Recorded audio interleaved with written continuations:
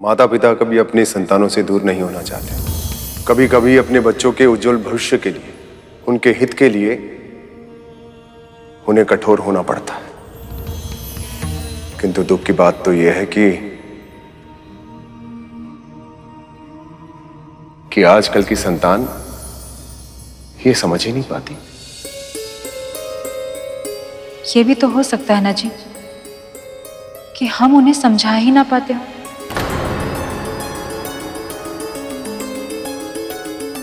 कठोरता के साथ साथ कोमलता का भी होना आवश्यक होता है। पालन पोषण में ये संतुलन हो तभी संतान अच्छे संस्कार का महत्व जान पाते हैं और योग्य बन पाते हैं। माँ, जब देवी काली को इस बात का पता चला तो फिर क्या हुआ? जिनका गुणगान स्वयं महामुनि नारद करे, ऐसे दिव्य योगी की सेवा करना तो मेरे लिए सौभाग्य की बात होगी माँ। वो कौन है पिताजी?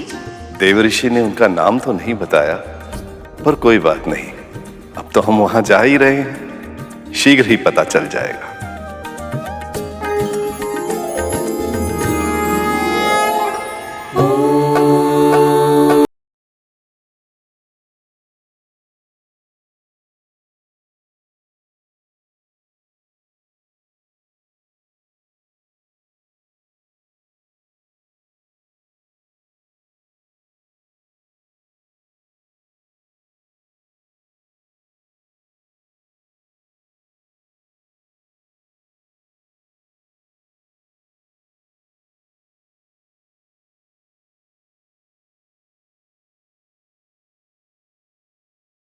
वातावरण इतना मनमोहक हो उठा है, ऐसा लग रहा है जैसे प्रकृति ही खिल उठी हो, है ना पिताजी?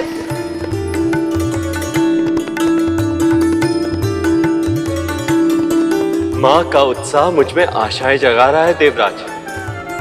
देखिए कितनी प्रसन्न है वे।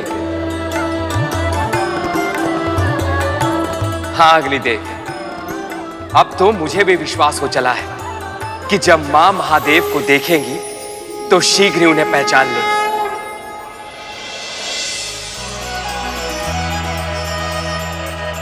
पल पल बढ़ता पगी उमा का, शिव से करने चली मिला, अनुपम ये संयोग अनोखा, होगा अब ये पुनर्मिला। व्याकुल ये हृदय और नैना, पार्वती शिव मिलेंगे आज, होगा मंगल पल वो लौकिक, पार्वती शिव मिलेंगे आज, पार्वती शिव मिलेंगे आज।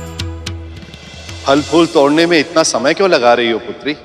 पिताजी, आपने ही तो कहा था कि वो महाआत्मा कई समय से तपस्या कर रहे हैं, ऐसे दिव्य योगी को कुछ फूल अर्पित करने ही चाहिए। और हो सकता है यदि वो समाधि से जागे तो उन्हें तीव्र भूख लगी हो।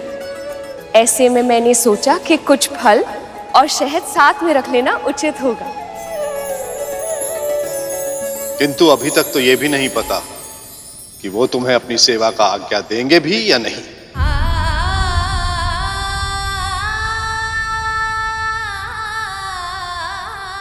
यदि दे दी तो?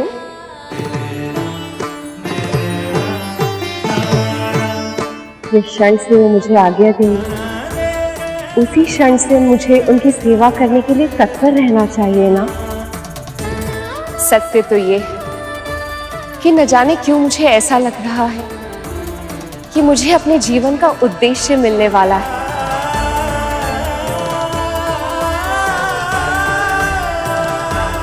आज मुझे अपने भीतर ऐसी शक्ति का अनुभव हो रहा है, इससे पहले कभी नहीं हुआ। देवी, जितनी उत्सुकता आपको है महादेव से मिलने की, उतनी ही उत्सुकता से हम भी उस क्षण की प्रतीक्षा कर रहे हैं। कितना अद्भुत होगा वो क्षण। देवी शैलपुत्री को तो महादेव से भेंट किए बिना ही अपने भीतर शक्ति का अनुभव हो रहा है।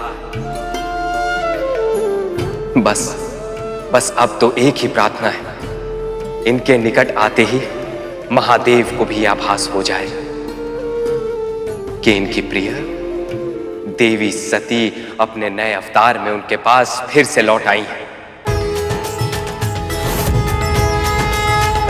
अब चले पुत्री, विलंब हो रहा है। जी पिताजी, आई।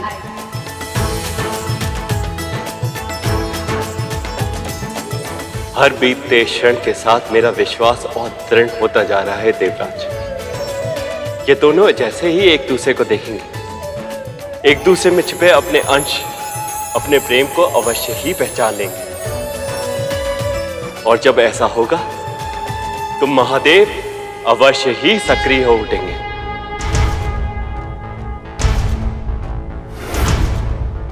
त्रयंबकं सदाशिवं नमामि हे उमापति जय नीलकंठ जय अनंत नमोस्तुते नमोस्तुते। हो भोलेनाथ भक्तों के हो कष्ट से निवारते, ये सृष्टि सारी संकटों से शिव ही है उबारते। ओम नमः शिवाय, ओम नमः शिवाय, ओम नमः शिवाय, ओम नमः शिवाय, ओम नमः शिवाय, ओम नमः शिवाय। मुनिवर बिल्कुल सत्य कह रहे थे पिताजी, ये योगी तो बहुत ही महान है। इनकी दिव्यता का आभास मैं यहाँ से कर पा रही हूँ।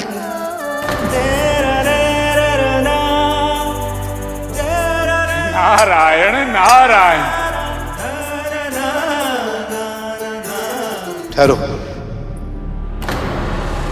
तुम यहीं प्रतीक्षा करो, मैं मुनिवर के दर्शन कर उनकी आज्ञा लेकर आता हूं।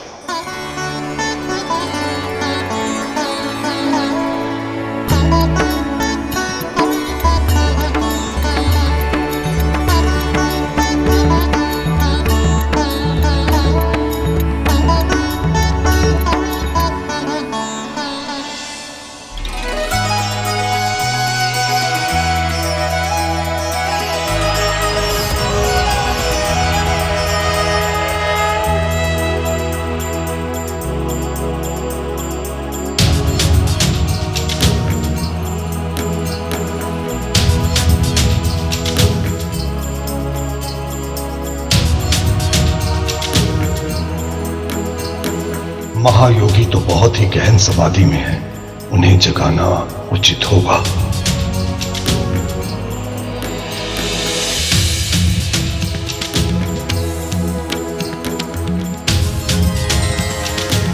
पिताजी को गए हुए कुछ ही क्षण हुए हैं। अभी से मुझे ऐसे लगने लगा है जैसे कितना समय बीत गया हो। अब और प्रतीक्षा करना मेरे लिए संभव नहीं हो रहा।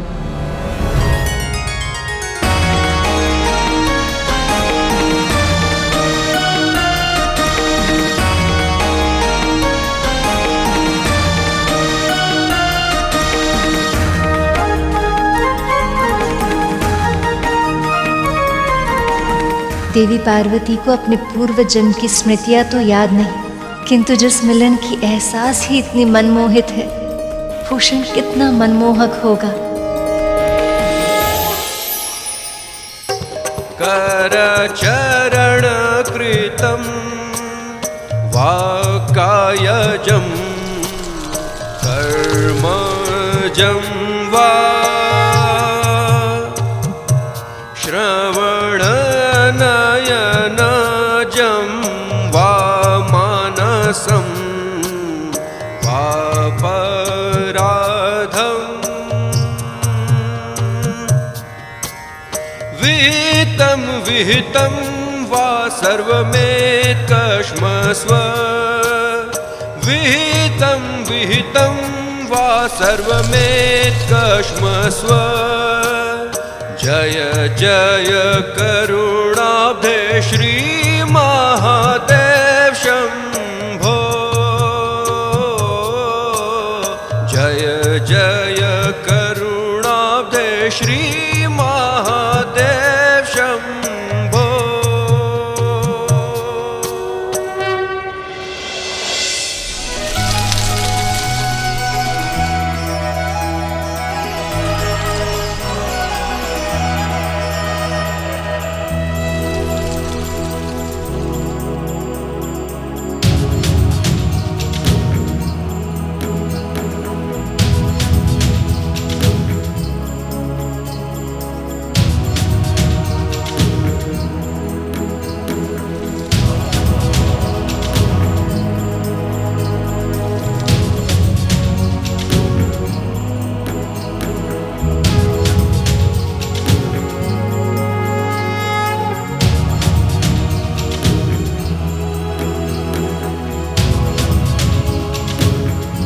बस अब कुछ ही क्षण और शीघ्र ही महादेव मां को पहचान लेंगे और शीघ्र ही होगा इस सृष्टि के कल्याण का आरंभ।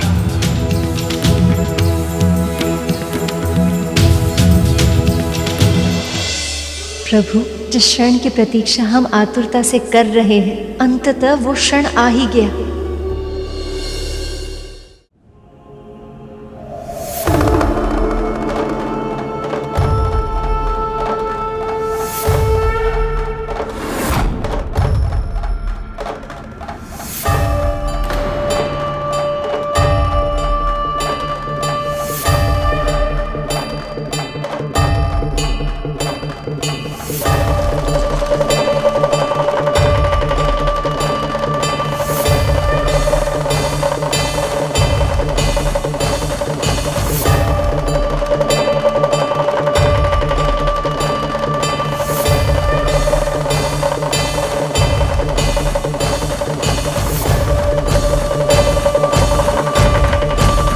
बहुत अधिक समय हो गया है।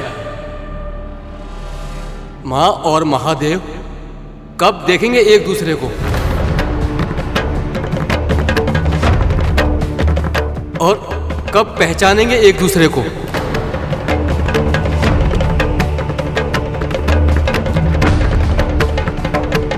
ये दोनों तो एक दूसरे के मुख की ओर देख ही नहीं रहे हैं।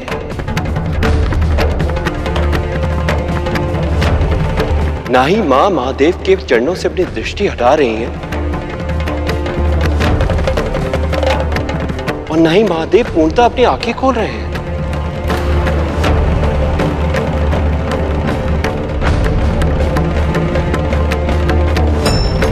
ये मेरा सौभाग्य है कि आप जैसे महायोगी ने इस कंदरा को अपने ध्यान के योग्य समझा और मेरी इस राज्य की भूमि को अपनी साधना के लिए चुनकर उसे पवित्र कर दिया।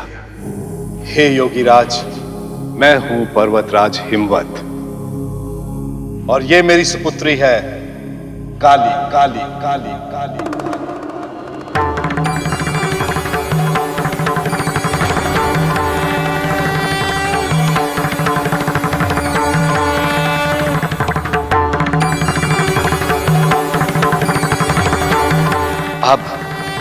अब पहचानेंगे महादेव मां सती को। अब अवश्य ही उनकी उपस्थिति का आभास होगा इन्हें।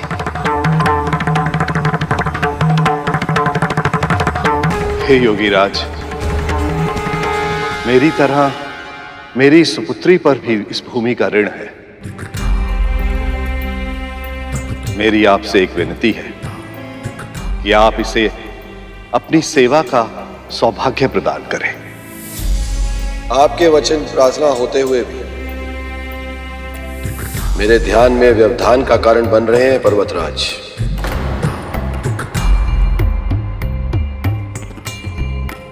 धन्यवाद,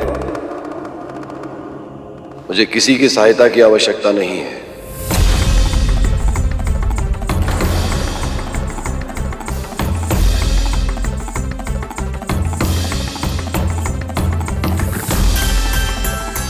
ये क्या कह रहे हैं महादेव? पहचानिए, सती स्वयं है सामने।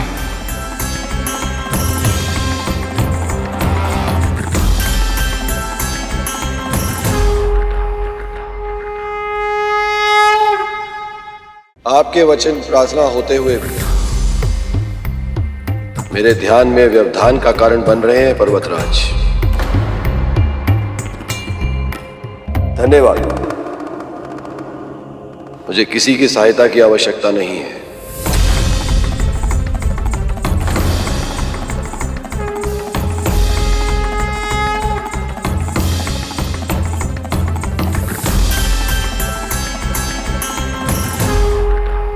महादेव ने तो मां शैलपुत्री को देखे बिना ही अपनी आंखें फिर से बंद कर ली।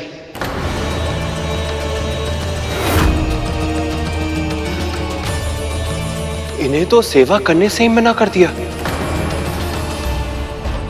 अब क्या होगा मुनिवर? यदि महादेव दृढ़ निश्चयी है तो शैलपुत्री भी शक्ति स्वरूपा है,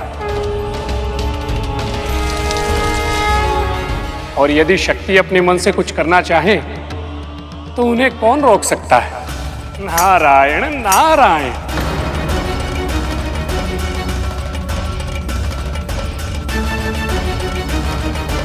चलो पुत्री, महल चले।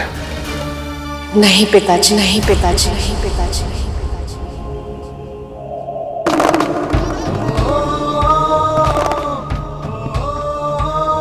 शैलपुत्री का स्वर।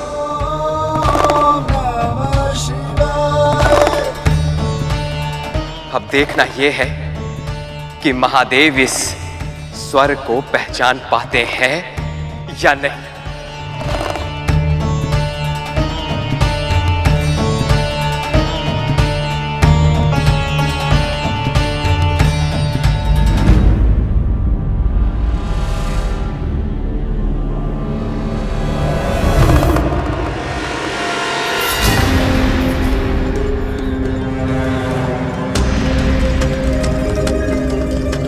महादेव ने माता सती के स्वर को भी नहीं पहचाना।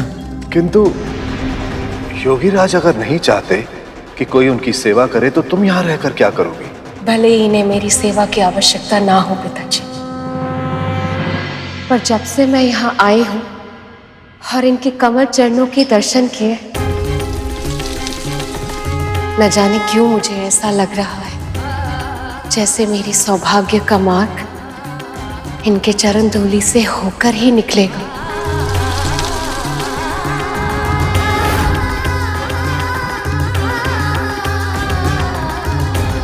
अब ये सेवा मैं इनके लिए नहीं, अपने लिए करूंगी पिताजी।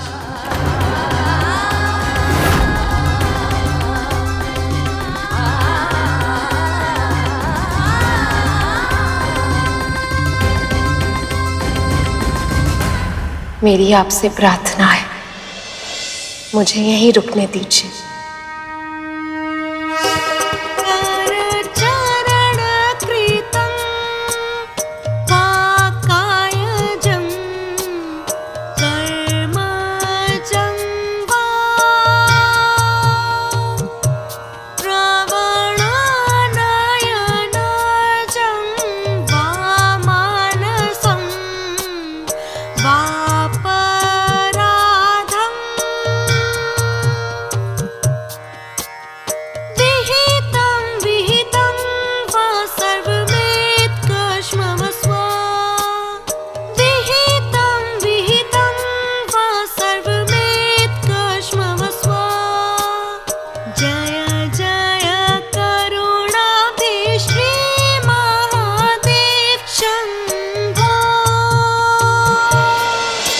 देवी सती के हृदय में महादेव को देखकर प्रेम की भावना तो अवश्य ही उमड़ रही है, किंतु महादेव का हृदय सती से वियोग के कारण इतना आघात हुआ था कि उन्होंने पार्वती की ओर दृष्टि भी नहीं की।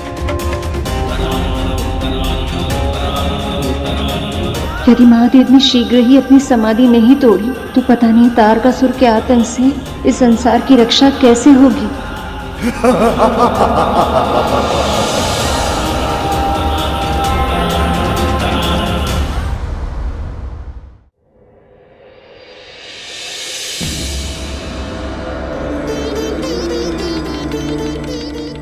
देवराज, देखा आपने?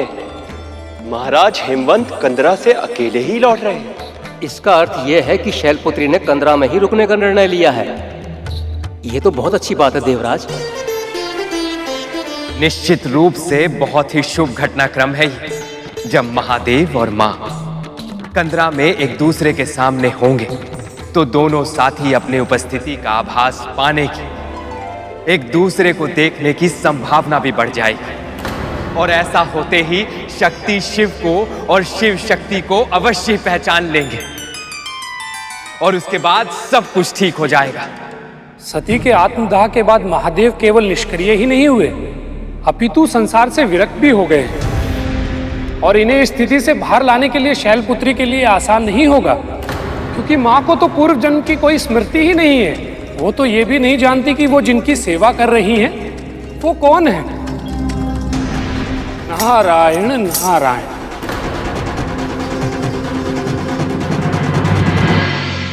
माँ, देवी शैलपुत्री उस समय अपने अवतार में थी और उन्होंने महादेव को देखा भी नहीं था, इसीलिए वो महादेव को पहचान नहीं पाई, परंतु महादेव को यह आभास क्यों नहीं हुआ कि जो उनके सामने है वो और कोई नहीं बल्कि स्वयं उनकी प्राण प्रिय देवी सती का ही दूसरा अवतार है। और क्षण भर के लिए सही, परंतु महादेव ने देवी शैलपुत्री का स्वर भी सुना था, तो फिर वो अपने शक्ति के अवतार को पहचान क्यों नहीं पाए माँ? उसके लिए तुम्हें महादेव की अवस्था को समझना पड़ेगा सुपर। सती के जाने के बाद वो इस संसार से विरक्त हो गए। किसी भी प्रकार की भावना का अनुभव करना उनके लिए संभव नहीं था। कोई बंधन उन्हें बांधना तो दूर, छू तक नहीं सकता था। आंखें खुली होने पर भी वो इस संसार के किसी भी दृश्य को देखने में असमर्थ थे। बस वे अपने भीतर के प्रकाश को ही देखते रहते, उसी में खोए रहते।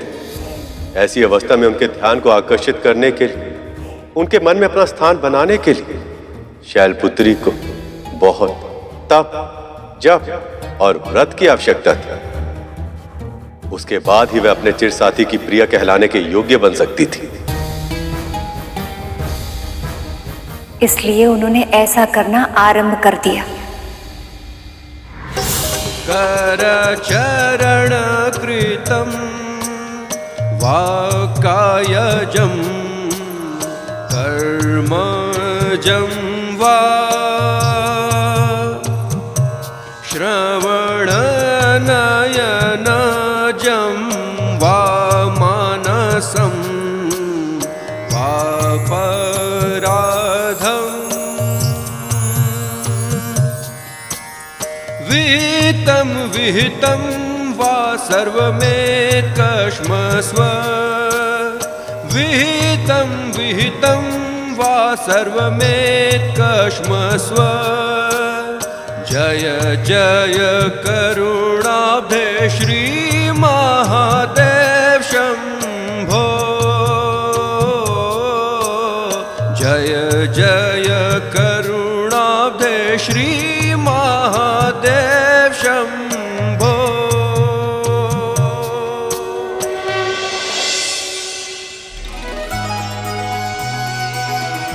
माँ का सेवा भाव तो अद्भुत है। पल पल बढ़ता पगी उमा का शिव से करने चली मिला अनुपम ये संयोग अनोखा होगा वे ये पुनर्मिला व्याकुल ये हृदय और नैना पार्वती शिव मिलेंगे आज होगा मंगल पल वो लौकिक पार्वती शिव मिलेंगे आज पार्वती शिव मिलेंगे आज। उमा समक्ष खड़ी और शिव ने आंखें जो मूंदी दोनों हैं अनभिज्ञ और मिलाप अधूरी।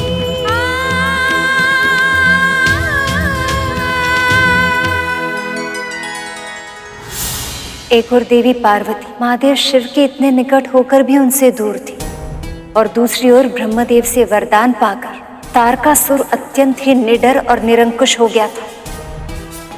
स्वयं को भगवान समझने लगा वो। ओम अग्निदेवाय नमः स्वाहा ओम अग्निदेवाय नमः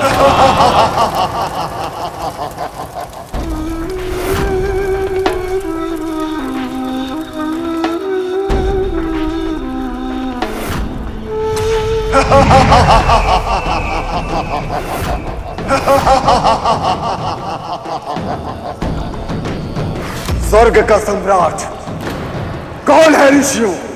आप ही हैं स्वर्ग के सम्राट। आप ही हैं सम्राट, आप ही हैं सम्राट। तो फिर ये यज्ञ किसकी स्तुति के लिए होनी चाहिए?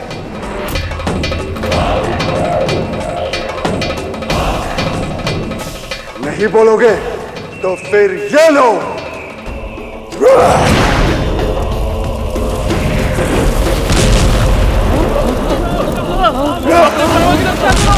बचाओ, मारो यहाँ से। अपने प्राणों की रक्षा करो।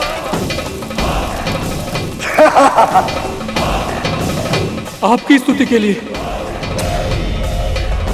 अपने प्राणों की रक्षा करना चाहते हो तो बोलो, ओम तारकासुराय नमः, ओम तारकासुराय नमः, ओम तारकासुराय नमः स्वाहा। बोलो, ओम तारकासुराय नमः स्वाहा, ओम तारकासुराय नमः स्वाहा, ओम तारकासुराय नमः स्वाहा।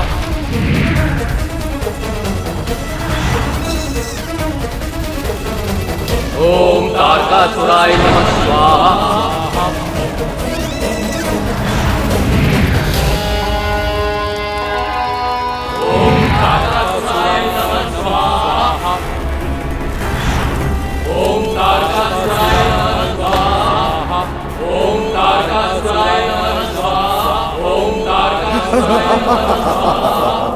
ये क्या अनर्थ हो रहा है नारायण? उत्तम, अति उत्तम, स्तुति रुकनी नहीं चाहिए। तारकासुर हर मनुष्य और देवों से उनकी सिद्धि और शक्ति छीन रहा था और हर यज्ञ की आहुति का फल खुद लेता रहा। यज्ञ की आहुति ही हमारा आहार है और उसी आहार से हमें ऊर्जा मिलती है। और यदि इसी प्रकार तारकासुर के लिए यज्ञ होते रहे तो हमारा तो आहार ही समाप्त हो जाएगा। ओम तारकासुराय नमः स्वाहा।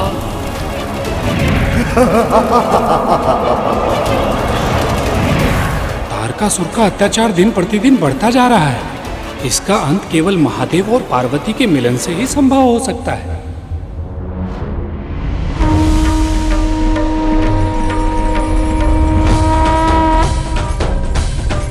इतने निकट होकर भी ये एक दूसरे से कितने अनभिज्ञ हैं।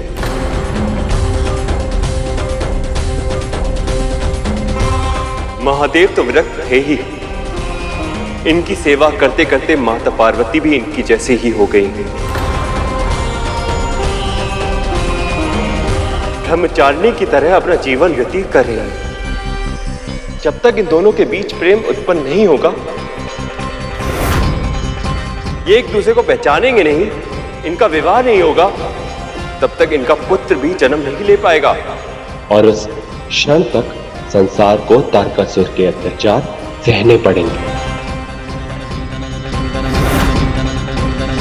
हमें किसी भी मूल्य पर महादेव को विरक्ति की स्थिति से बाहर निकालना होगा देवराज।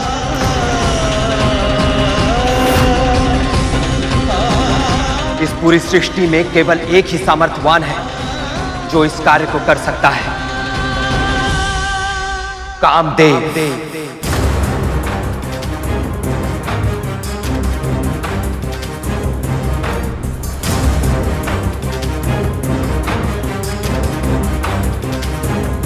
परंतु देवराज, क्या कामदेव मानेंगे?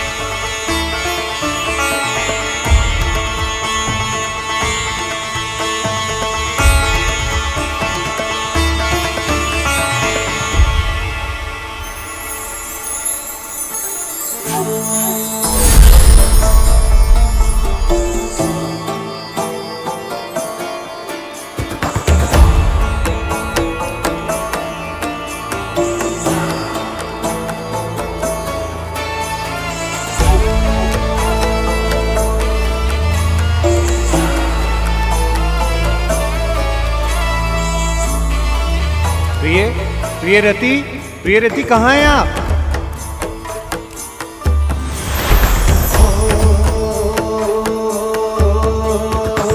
कुसुम कली है, खिली खिली है, सुंदर छैल छबीली। प्रियरति कहाँ हैं आप? मधुर्य सजीली, कामिनी नारी नवेली। रंग रंगीले होठ रसीले, नैन बड़े कजरारे। एक झलक जो देखे कोई, तन मन जीवन हारे।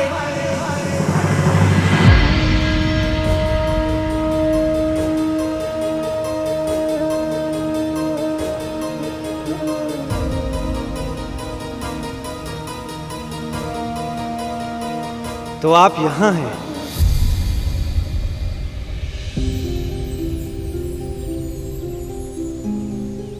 स्वामी आप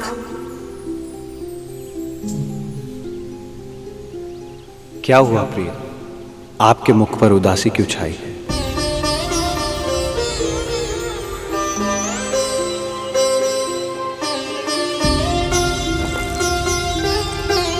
न जाने क्यों आज अत्यंत विचलित अनुभव कर रही हूं। मन में विचित्र सी अशांति है।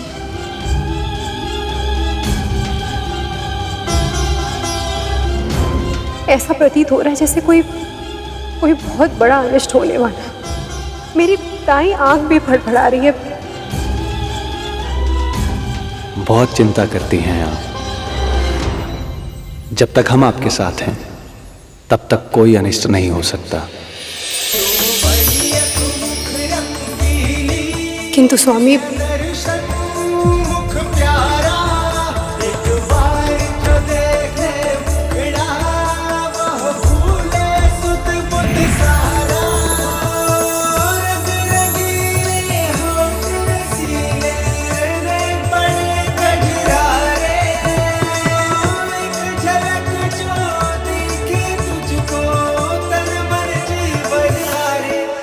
कामदेव,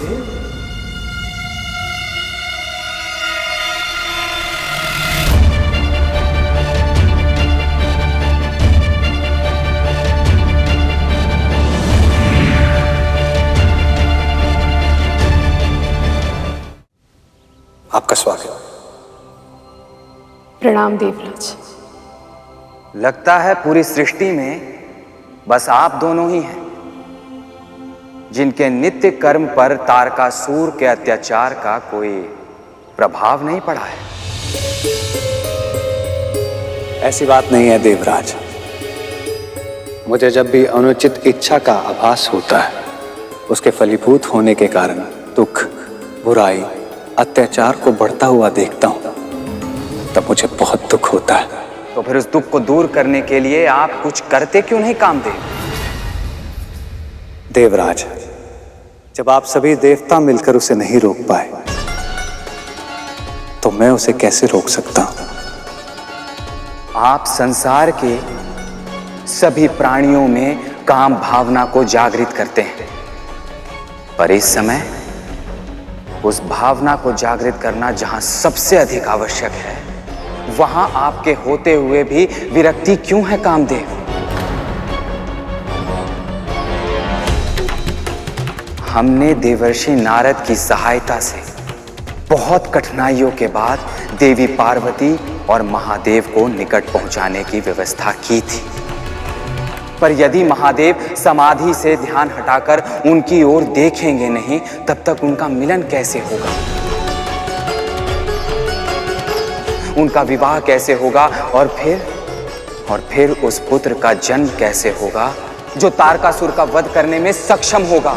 आप सीधे शब्दों में अपनी बात रखेंगे तो हमें भी समझने में आसानी होगी देवराज। क्या अपेक्षा है आपको मेरे पति से? आपको अपने कर्तव्य का पालन करना होगा कामदेव। महादेव को विरक्ति की अवस्था से बाहर लाना होगा, और यह तभी संभव है जब आप उन पर अपने काम बाण का प्रयोग करेंगे।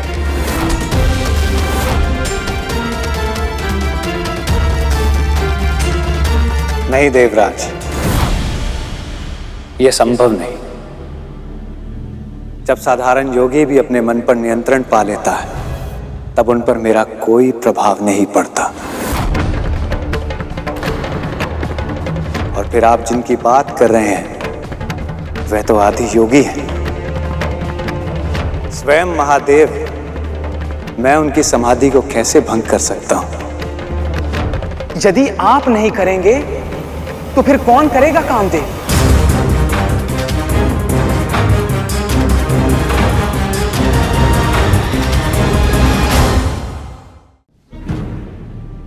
दानवीर की परीक्षा दान के समय होती है।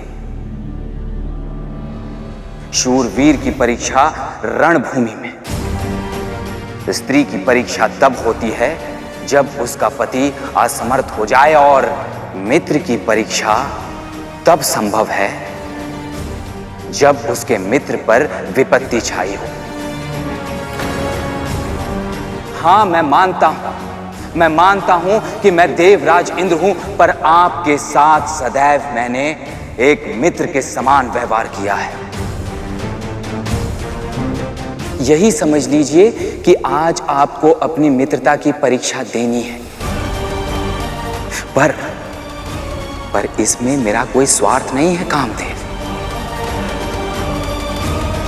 इस जगत के कल्याण के लिए आवश्यक है ये। और आपने तो ये बात सुनी ही होगी कि तारकासुर ऋषियों से अपनी पूजा आरंभ करवा चुका है।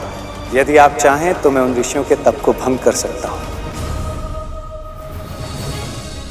उस तारकासुर को काम वासना में लिप्त कर सकता हूं, परंतु महादेव, उनकी समाधि को भंग करना यह मेरे सामर्थ्य में नहीं।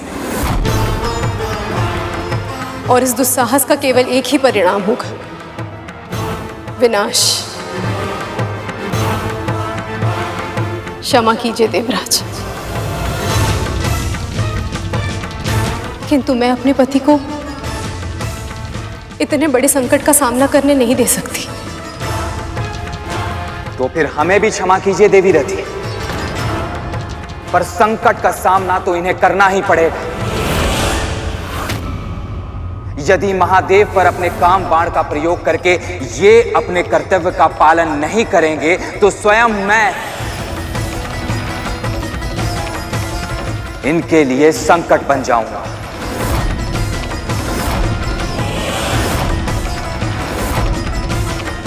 अभी तक एक मित्र की तरह इनसे विनती कर रहा था, पर अब देवराज होने के नाते मैं इन्हें आदेश दूंगा, और मेरी आज्ञा का ना पालन करने का केवल एक ही अर्थ होगा, दंड।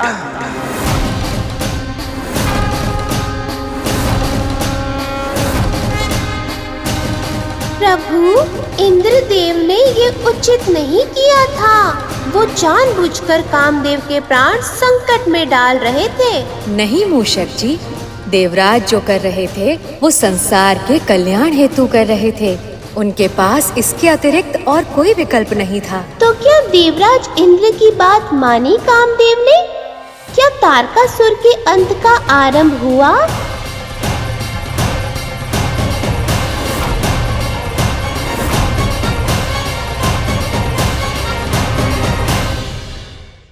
देवराज, आप यदि दंड का भागीदार बनना ही है तो मैं उसे स्वयं महादेव के हाथों से स्वीकार करूंगा।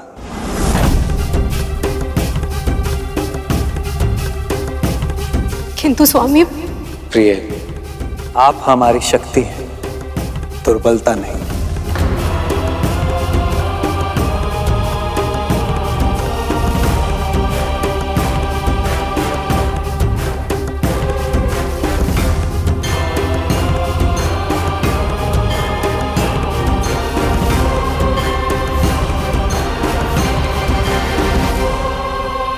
पता नहीं क्या छुपा है भविष्य के गर्भ में।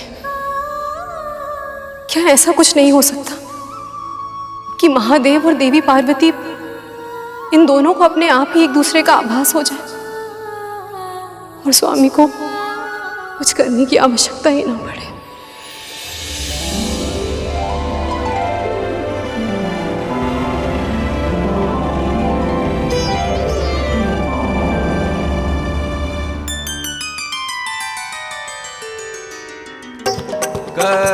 चरणकृतं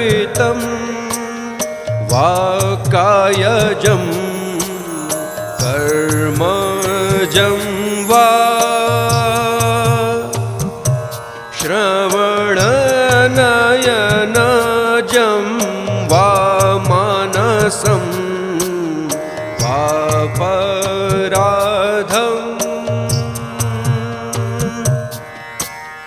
विहितं विहितं वा सर्वमेकश्मस्व जय जय करुणाब्धे श्रीमहादेव शम्भो जय जय करुणाब्धे श्रीमहादेव शम्भो।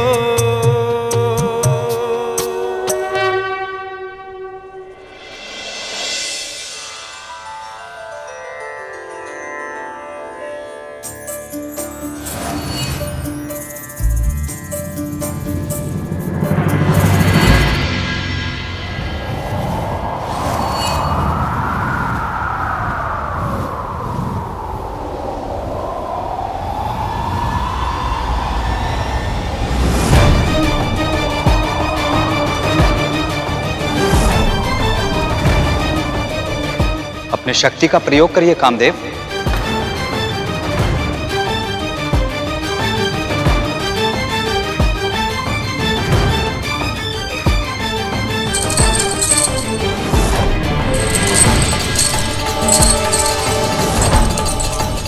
मुझे नहीं पता जो मैं करने जा रहा हूं वह उचित है या अनुचित, परंतु ऐसी अवस्था में महादेव पर बाण चलाना कहीं अनर्थ को निमंत्रण देना न बन जाए।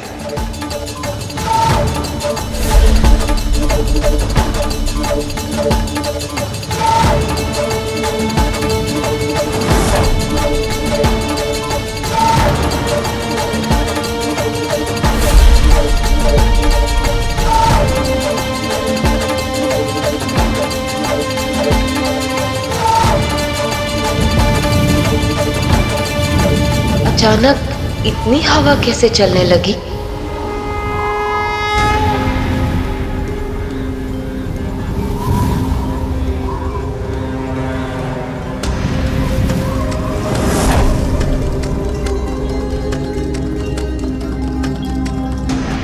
महादेव का ध्यान पूर्ण हुआ।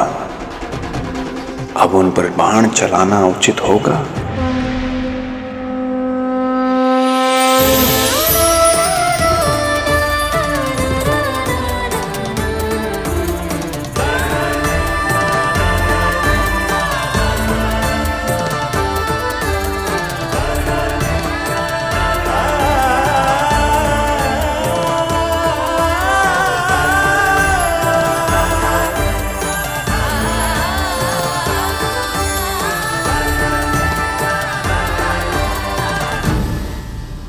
ये क्या, महादेव और माता ने एक दूसरे को देख लिया है, फिर भी ऐसे खड़े हैं जैसे एक दूसरे को जानते ही नहीं। लगता है प्रभु पर अभी बाण चलाना ही होगा, अन्यथा ये अवसर हाथ से निकल जाएगा।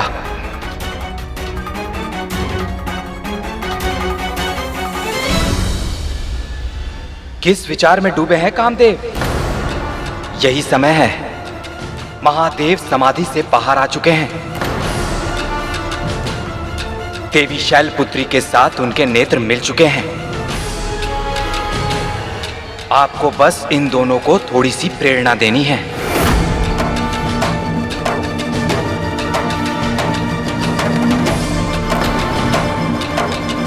देवराज, ऐसे कैसे बाण चला सकता हूं मैं महादेव पर? स्वयं माता पार्वती ने और महादेव ने एक दूसरे को देख लिया है। अब मेरी प्रेरणा और इस बाण की कोई आवश्यकता नहीं। ये दोनों एक दूसरे को देख अवश्य लिए हैं, पर ध्यान से देखिए कामदेव, इनके हृदय गति में कोई परिवर्तन नहीं है। मन में कोई प्रेम का भाव नहीं है, आंखों में कोई पहचान नहीं है। आपके प्रेरणा के बिना ये अवसर भी व्यर्थ हो जाएगा कामदेव।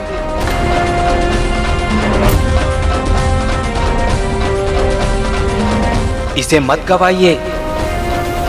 बाण चलाइए कामदेव, बाण चलाइए।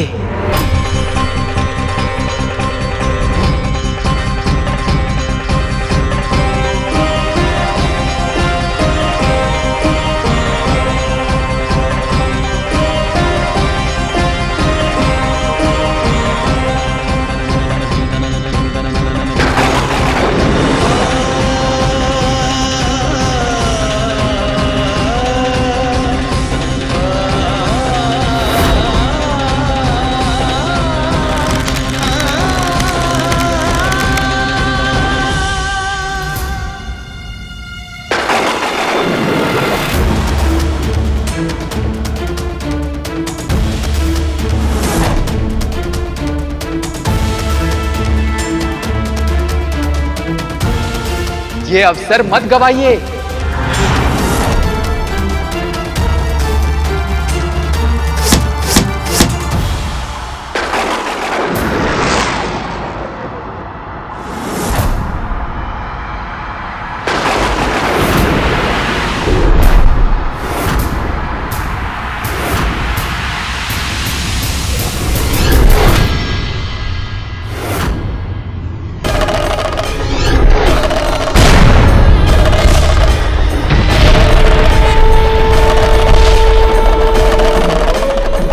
हमने जो सोचकर कामदेव द्वारा बाण चलवाया है वो पूरी योजना विफल हो गई। महादेव ने तीसरा नेत्र खोला है, अब अनर्थ होगा।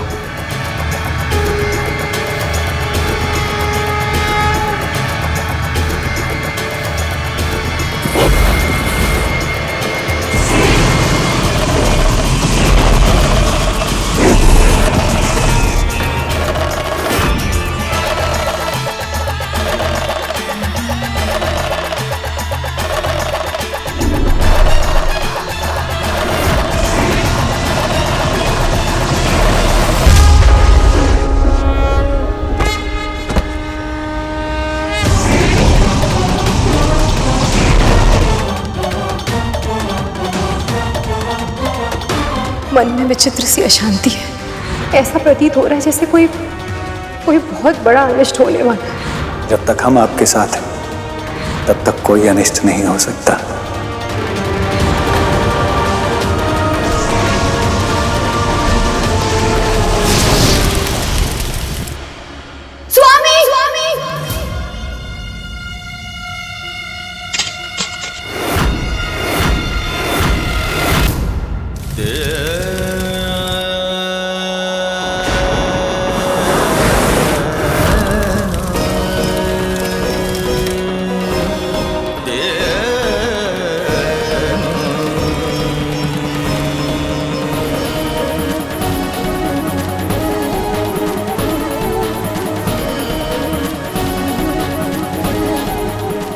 कामदेव ये जानते थे कि महादेव स्वयं आदि योगी है। तत्पश्चात उन्होंने शिव जी पर काम बाण का प्रयोग किया और जिस कारण महादेव के क्रोध का दंड उन्हें मिला और उनका तीसरा नेत्र खुलने के साथ ही देवी पार्वती को अपने पूर्व जन्म की सारी स्मृति जीवित हो उठी।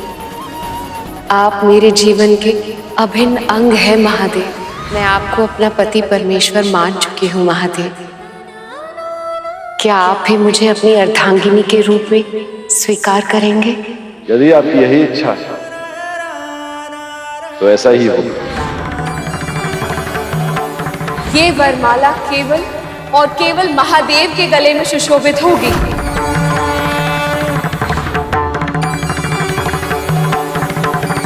तुम्हारे पति को मैंने स्वयं धर्म की अवहेलना करने के कारण इस यज्ञ से बहिष्कृत किया है। जिन प्रजापति ने शिव का अपमान किया है उनकी दी हुई ये देह एक श्राप और इस श्राप के साथ मैं शिव की अर्धांगिनी बनने का सौभाग्य ग्रहण नहीं कर सकती। मैं ही सती हूँ, मेरा पुनर्जन्म है ये। और ये योगी जो मेरे सामने है ये और कोई नहीं, साक्षात प्रेम है मेरे पति, मेरे शिव। और इन्हीं से पुनः मिलन के लिए मेरा जन्म हुआ है।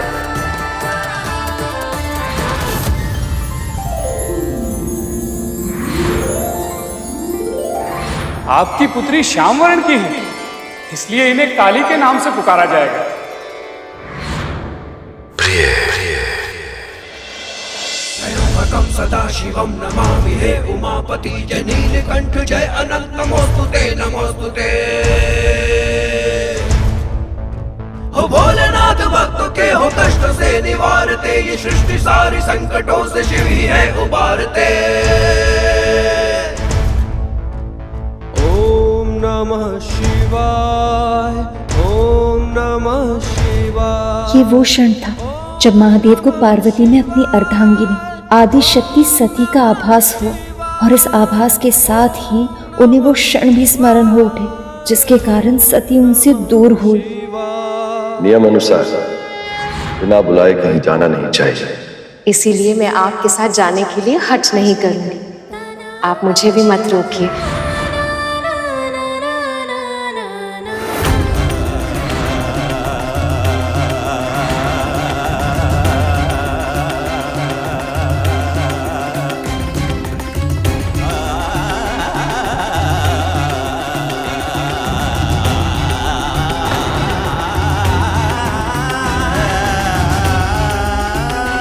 ऐसा क्यों किया महादेव ने? अपना मुख क्यों घुमा लिया? क्या इन्होंने अब तक मुझे क्षमा नहीं किया है? क्या अब तक मुझसे, अपनी प्रिय से क्रोधित है ये?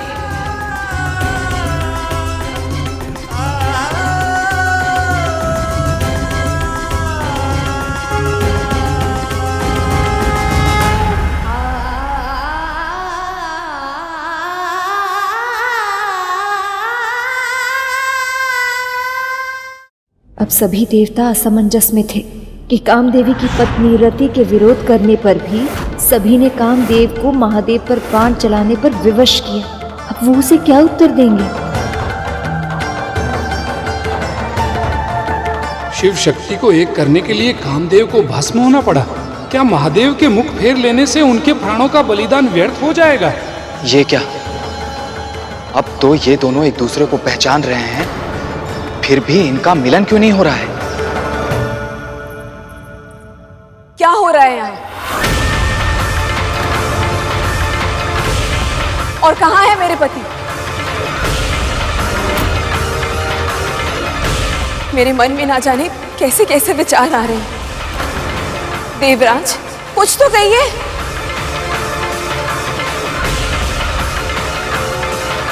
क्या वो उस कंदरा में है? स्वामी, स्वामी! ठहरो रति।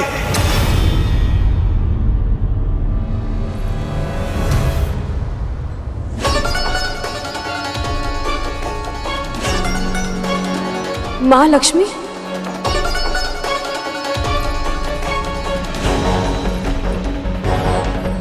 श्री नारायण, क्या हुआ है?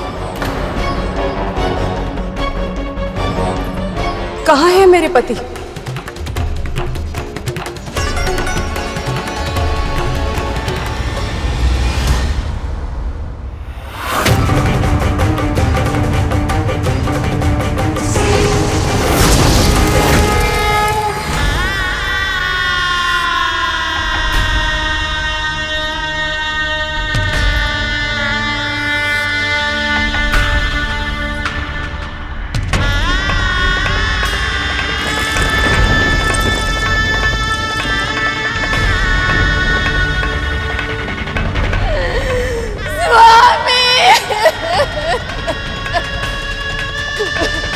यदि महादेव पर अपने काम बाण का प्रयोग करके ये अपने कर्तव्य का पालन नहीं करेंगे तो स्वयं मैं इनके लिए संकट बन जाऊंगा।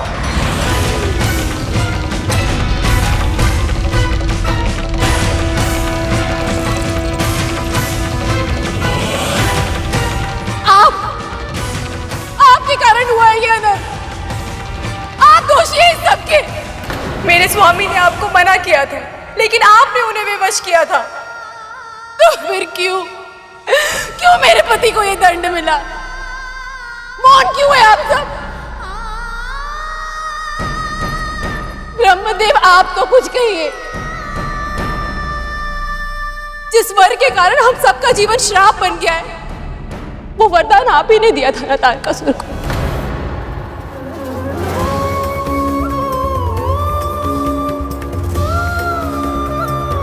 शिव तो आपके भक्त हैं श्री नारायण। आपकी इच्छा के विरुद्ध वो मेरे पति को हानि नहीं पहुंचाएंगे। किंतु मेरे पति वो तो भस्म हो गए।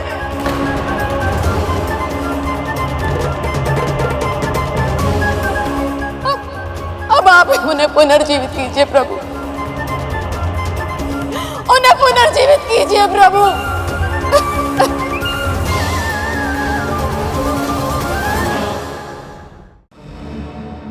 माँ आप तो स्वयं सुहागन है, जानती है कि एक पत्नी के लिए अपने पति की अकाल मृत्यु से अधिक दुखदायक कुछ नहीं होता। फिर भी आप मौन है। कैसे माँ, कैसे? मेरी पीड़ा हर लीजिए माँ, मेरे पति को जीवन दान दे दीजिए माँ, उन्हें जीवन दान।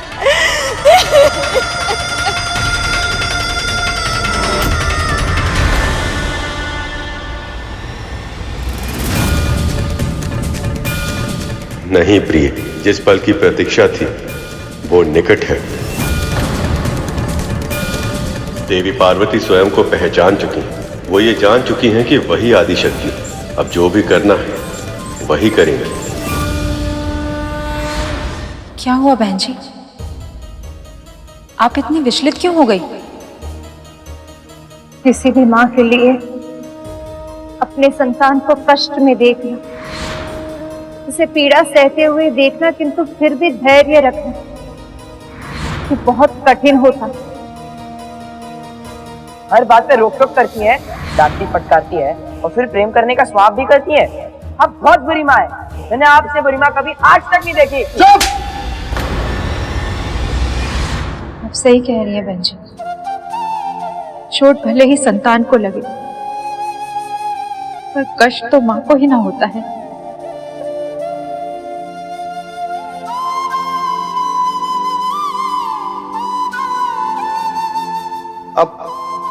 आप कथा बहुत अच्छी सुनाती है बहन जी, भगवती की कृपा से। फिर आगे क्या हुआ? उस समय देवी पार्वती भी बहुत भावुक अनुभव कर रही थी। महादेव ने उन्हें देखने के बाद जो प्रतिक्रिया दी, उससे उनका हृदय टूट सा गया था। किंतु एक माँ चाहे कितने भी कष्ट में क्यों ना, जब वो अपने संतान का दुख देखती है वो अपने सारे कष्ट भूल जाती है। देवी पार्वती के साथ भी ऐसा ही कुछ हुआ।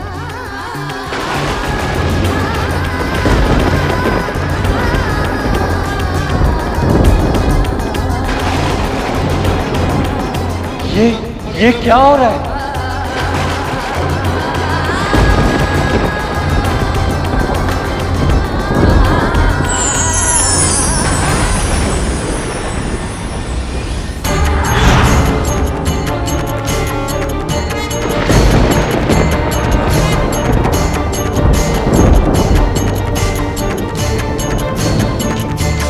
हे माता आदिशक्ति,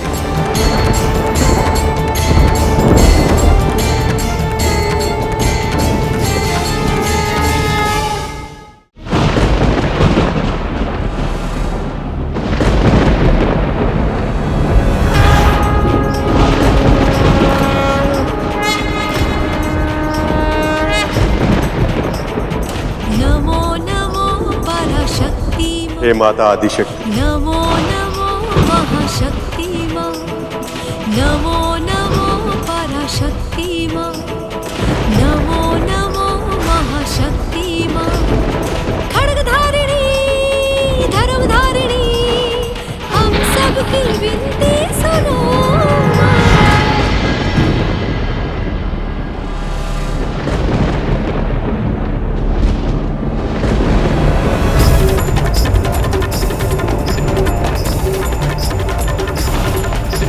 माँ आदिशक्ति बहुत ही क्रोधित लग रही हैं। अवश्य इन्हें ज्ञात है कि मैंने कामदेव को शिव जी पर बाण चलाने के लिए विवश किया है।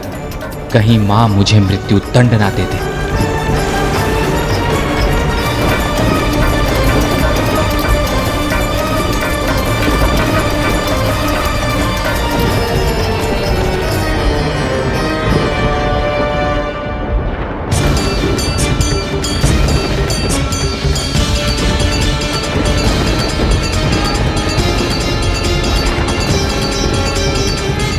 माँ,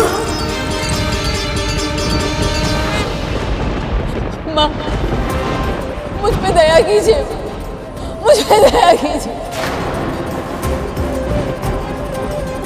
मेरे पति को क्षमा कर दीजिए माँ, उन्हें पुनः जीवित कर दीजिए माँ। उन्होंने जो कुछ भी किया वो देवराज के विवश करने पर किया है माँ।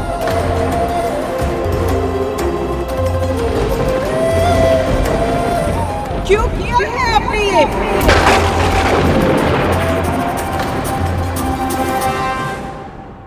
क्या आप महादेव के तीसरे नेत्र के अर्थ को भी नहीं जानते? वो ब्रह्म ज्ञानी है, मुक्ति का मार्ग ज्ञात है उन्हें, आत्मनियंत्रण के उच्चतम स्तर को प्राप्त कर चुके हैं वो। सभी इंद्रियां, सभी इच्छाएं उनके अधीन है।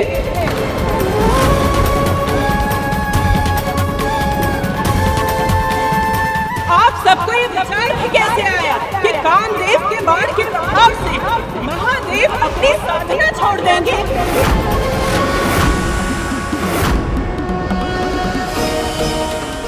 क्या आप सबको इतना भी नहीं ज्ञान कि महादेव के मन में केवल उनकी शक्ति अर्थात मैं ही पहुंच सकती हूँ,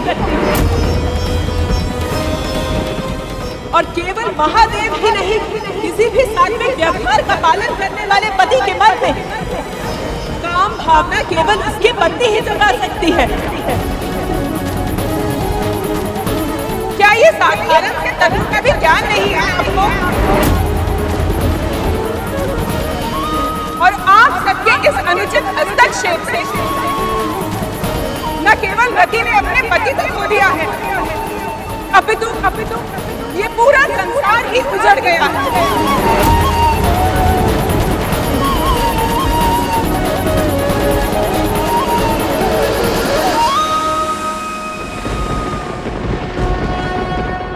ये पृथ्वी प्रेम और काम से विहीन हो गई।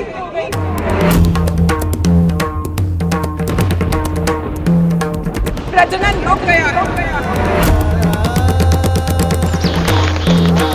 कामदेव के मृत्यु के परिणाम इससे भी अधिक भयानक है।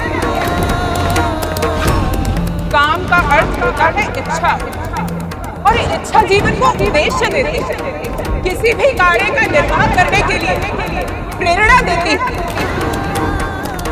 और कामदेव की अनुपस्थिति में विद्यार्थी अपनी शिक्षा ग्रहण नहीं कर पा रहे हैं।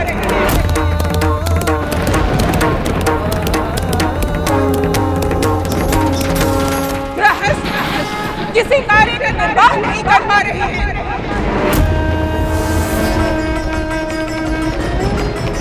व्यापार की गति रुक गई।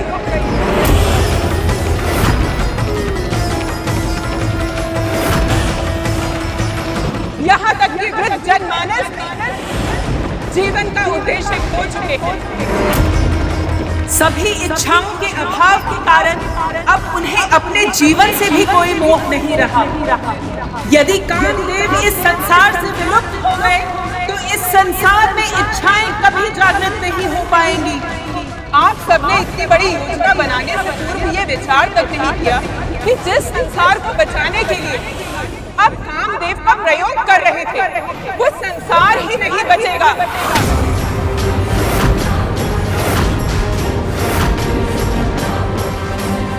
यदि कामदेव का अस्तित्व समाप्त हो गया, मुझे क्षमा कर दीजिए मां, ये भूल मेरी है।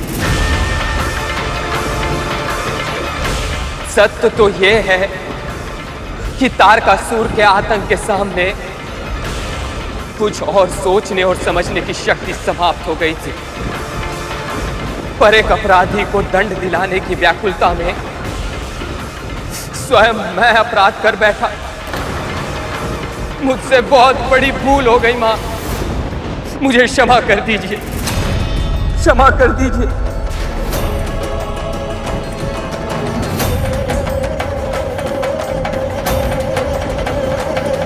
मुझ पे दया कीजिए, मुझे मेरी पीड़ा से मुक्ति दे दीजिए, मुक्ति दे दीजिए मुझे।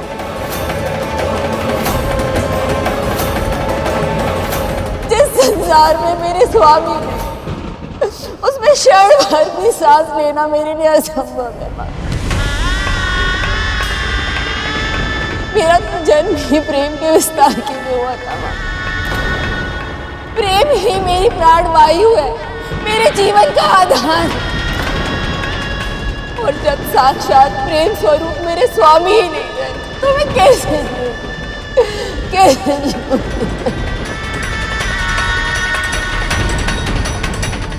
अपने पति से विरह कितनी पीड़ादायक होती है, ये आप से अधिक और कौन समझ सकता है?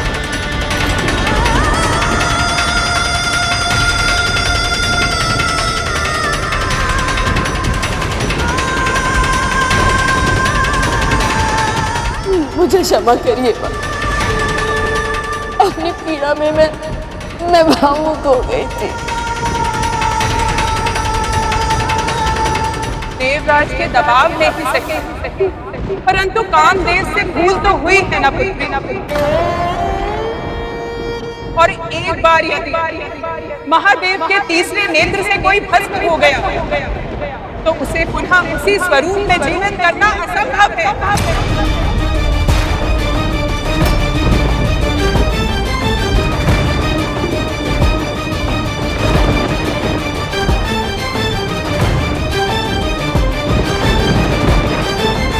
परंतु तुम दुखी मत हो पुत्री, मैं तुम्हें वरदान देती हूँ, अदृश्य रूप में कामदेव इस प्रकृति में सदा विद्यमान रहेंगे और केवल तुम ही उन्हें देख सकोगे।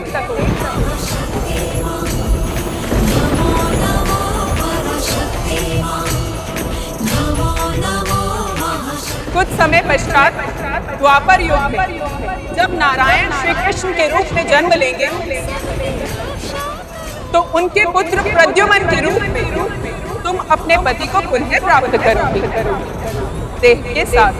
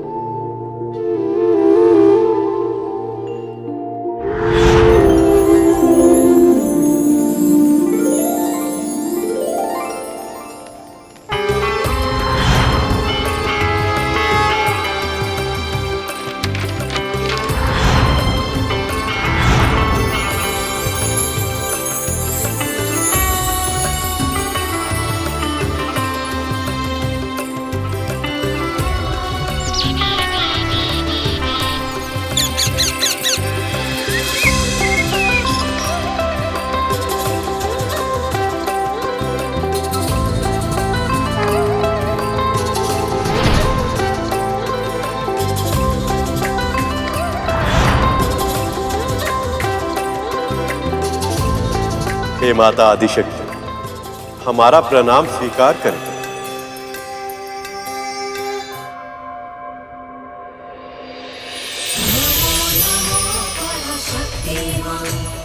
नमो नमो महाशक्ति मां, नमो नमो पराशक्ति मां, नमो नमो महाशक्ति मां। और अब क्या आज्ञा है मां?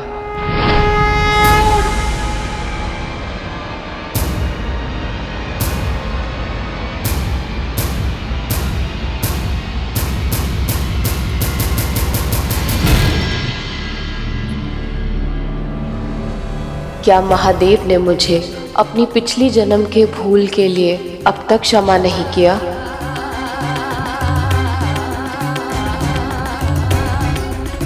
मुझे पहचान लिया था उन्होंने, फिर भी यदि वो मुझसे दूर रहना चाहते हैं तो एक बार फिर मैं उनकी इच्छा का विरोध कैसे कर सकती हूँ?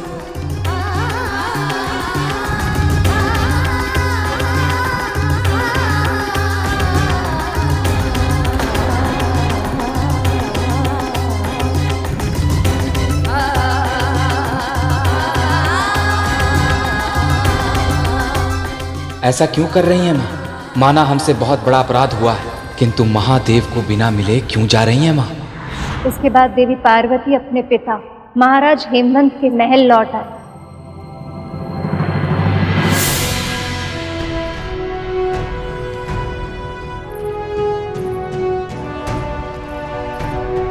पुत्री, किंतु उनका हृदय अभी भी कंदरा में ही था।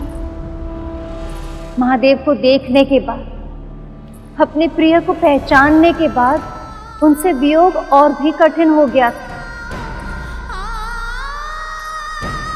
यहाँ देवी पार्वती के मन के सागर में ऊंची ऊंची लहरें उठ रही थी और दूसरी ओर देवता चिंतित थे।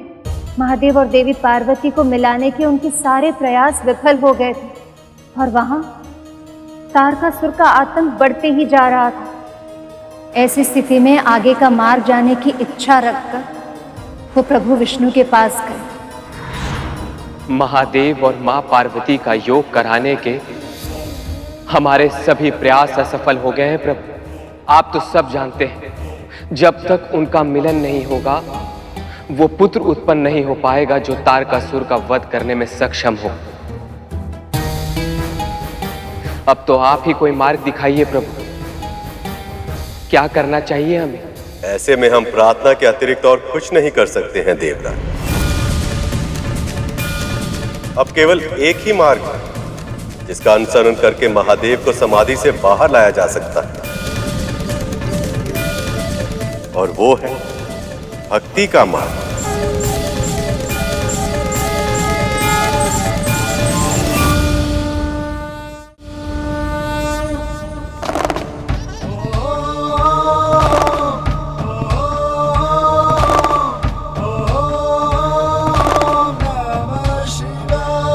हमें महादेव को साधना से जगाने के लिए उनका आवाहन करना होगा।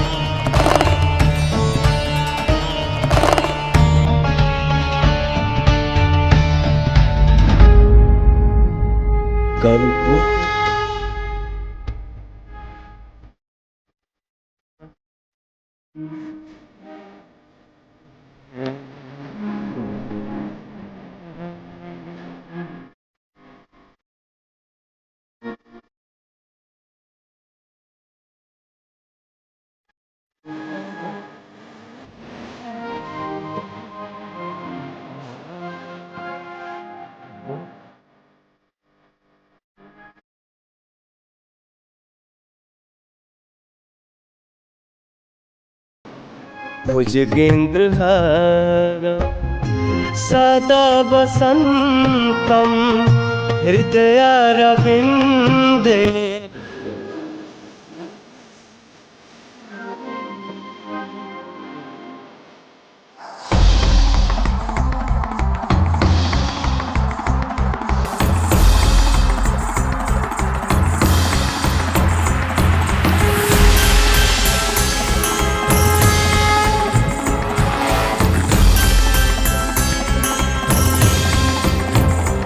मैं आपकी पीड़ा से अवगत हूं, किंतु हम आपके लिए कुछ विनती लेकर आए हैं।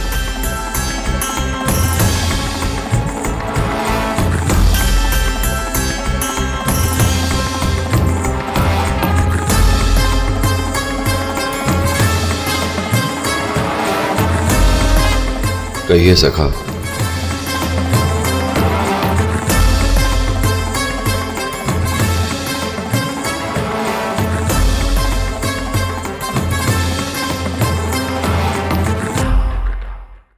क्या हुआ सखा?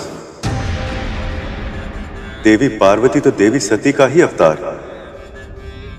ये जानकर भी आप उनसे विमुख हैं। दुख का वास्तविक कारण है मोह, ये तो आप भली भांति जानते हैं सखा। मुझे सती रूप से इतना मोह हो गया था कि मैं अपने आप पर नियंत्रण ही खो बैठा था।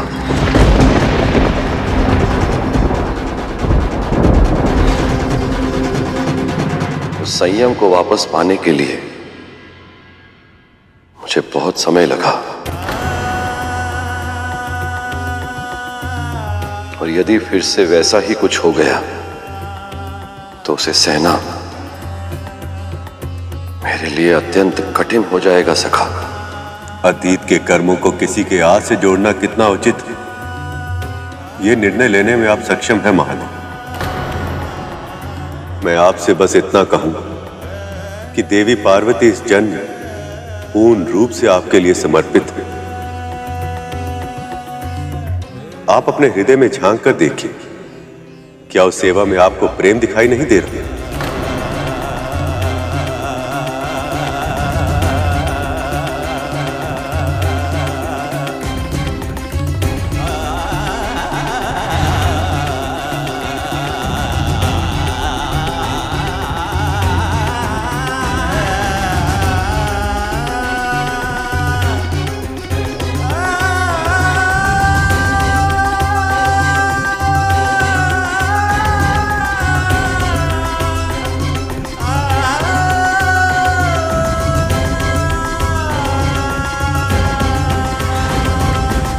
सत्य कह रहे हैं सखा, उनके प्रेम, उनकी सेवा से अछूता नहीं हूं मैं।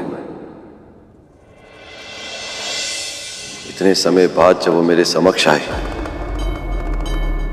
और मुझे जो आभास हुआ उसे शब्दों में व्यक्त करना असंभव है।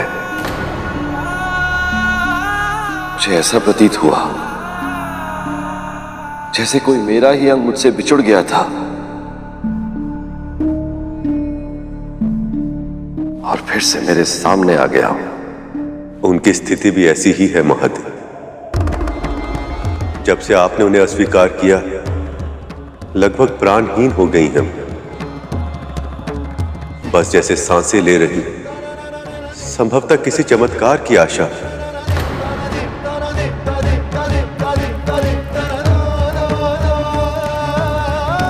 आप दोनों का एक होना नियति है। ये विवाह जितना आप दोनों के लिए महत्वपूर्ण है, उतना ही आवश्यक इस संसार के लिए भी है। यदि आप दोनों के मिलने में और विलंब हुआ तो तारकासुर संपूर्ण ब्रह्मांड का नाश कर देगा।